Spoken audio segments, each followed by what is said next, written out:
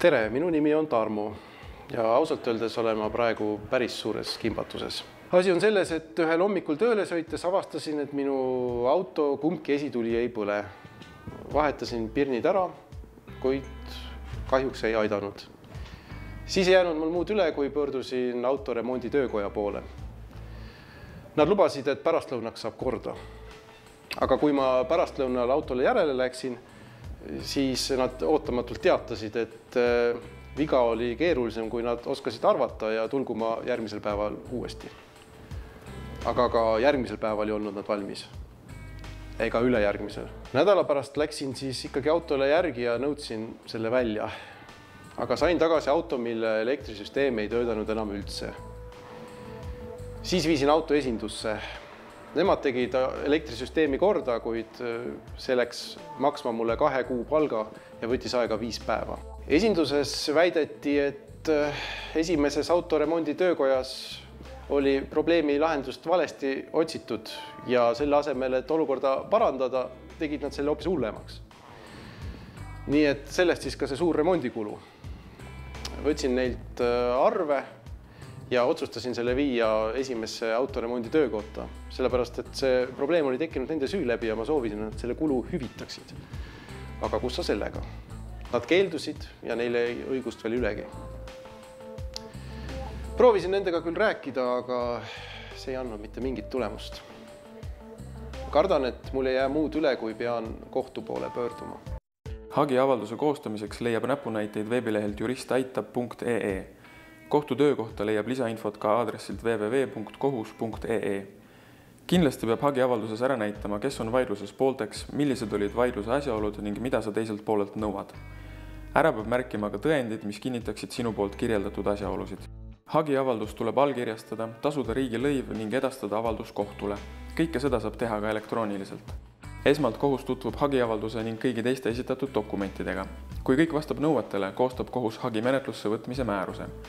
Seejärel saadab kohus vaidluse teisele poolele ehk kostjale paberkandjal hagiavalduse koopia ning annab tähtaja oma vastuse esitamiseks.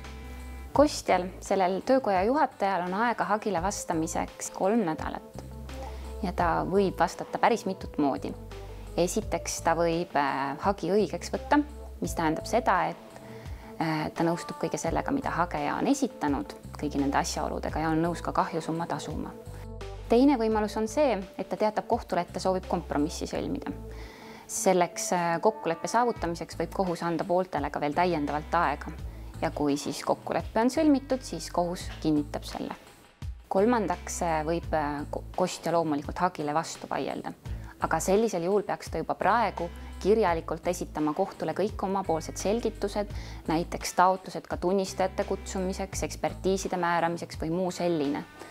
Kui ta teeb seda hilinenult, näiteks istungipäeval või istungil vahetult enne istungit, siis võib kohus jätta selle arvestamata, sest kohtu ülesanne on tagada, et ka teine pool saaks nende materjalidega varasemalt tutvuda. Vastamata jätmine ei ole küll hea mõte. Kui kostja näiteks otsustab kohtukirja ignoreerida, siis tegelikult võib kohus teha ka tema suhtes tagaselja otsuse, mis tähendab seda, et kohus arvestabki ainult nende asjaoludega, mida hageja on kohtule tõendanud ning teeb nende asjaolude pinnalt ka otsuse. Seega, kohtuga tuleb teha koostööd, et see vaidlus saaks pooltele võimalikult kiiresti ja rahalises mõttes võimalikult soodsalt lahendatud.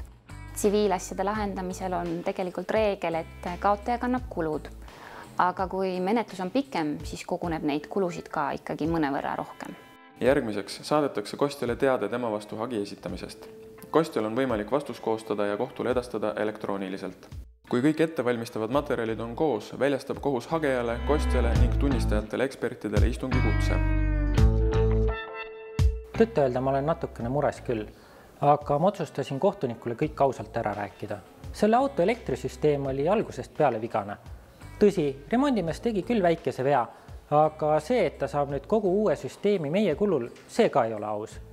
Seda mõtet mul ei olnud, et ma kohtusse kohale ei ilmuks. Et kui ma oleks päris haigeks jäänud, siis ma ei oleks tulnud, aga siis oleks ma pidanud ka arsti tõendi võtma ja selle kohtule esitama. Kui ma lihtsalt tulemata jätaksin ja protsessi kaotaksin, siis ma peaksin kinni maksma kõik tunnistaja kulud, mis tal tekivad seoses mitu korda käimisega. Kohus kutsus mind siia istungile tunnistama, et mina olin tegelikult see, kes esinduses seda autot remontis. Ju nad tahavad teada, mis selle kapoti all tegelikult oli. Ülemus muidugi ei olnud väga rahul, et ma terve päeva töölt ära olen, aga kui ta sai teada, et mulle selle terve päeva palk kinni makstakse, siis ta rahunes nagu maha. Et minule endale oli muidugi üllatuseks see, et kõik minu siiasõidukulud ja parkimistasud makstakse kinni, aga selle jaoks ma pean kõik need tšekid ja asjad alles jätma. Kohtunik lähtub siis õiguse mõistmisel seadustest ja enda südametunnistusest. Samuti tähendab sarnastes vaidlustes olemasolevast kohtupraktikast. Otsustamisel püüab loomulikult kohus mõlema poole huve arvestada ja tihti juhtubki nii, et pooltele tundub, et tegemist on kellegi kõrvalise lahendiga. Ja tegelikult see ongi nii, et nende vahelise vaidluse lahendab keegi kolmas kõrvalseisev isik. Igapäevatöö põhjal võin väita, et tegelikkuses nii ongi, et alati on mõttekas vaidlus lahendada pooltevahelise kokkuleppe alusel, enne kui kohtusse pöörduda. Kohtusse pöördumise põhjusteks on kindlasti mitmed objektiivsed asjaolud. On see siis tähendab viha või vaen, on see siis ka ebapiisav seaduste tundmine. Sellisteks puhkudeks ongi loodud kohus, autoriteetne kõrvalseisja, kes teab ja tunneb seadusi ja oskab neid parimal võimalikul viisil rakendada.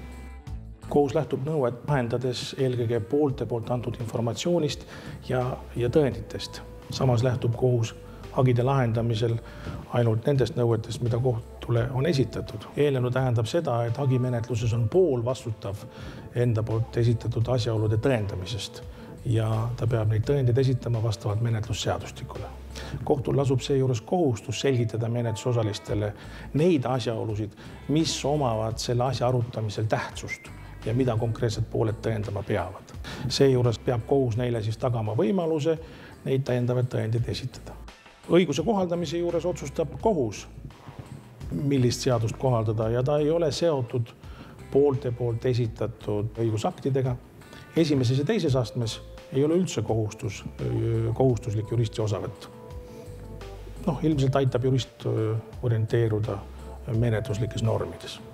Pooled võivad vaidluse lahendamise ajal sõlmida kokkuleppeid ja kohus teeb kõik võimalikku selleks, et protsessis kokkuleppe saavutada ja neid sellele kokkuleppele viia. Ja kui kohus on pooled ära kuulanud, kokkulepet pole võimalik olnud sõlmida, asub kohus asja otsustama. Otsuse põhjendustes peab kohus ilmtingimata arvestama sellega, et poolte poolt välja toodud asjaolud leiaksid otsuses ka kajastamist ja pool saaks sellest aru, millist seadust kohus kohaldas. Peale osapoolte ärakuulamist ja kohtuistungit koostab kohtunik otsuse ja allkirjastab selle. Seejärel edastatakse otsus nii hagejale kui kostjale. Ma kartsin, et see otsus tuleb selline, aga minu arust olid minu argumendid ka piisavalt head. Otsus tuligi selline, nagu ma lootsin. Ta peab kogu remondikulu hüvitama. Välja arvatud küll selle osa, mis kulus esitulede remondiks, aga selle kulutus oleks ma igal juhul pidanud ise tegema. Otsus jõustub 6 aja pärast ja kui ta seda ringkonnakohtusse edasi ei kaeba, siis ta peab ka mulle raha maksma. Aga kui ta seda ei tee, siis mul on alati õigus selle otsusega minna kohtutäituri juurde.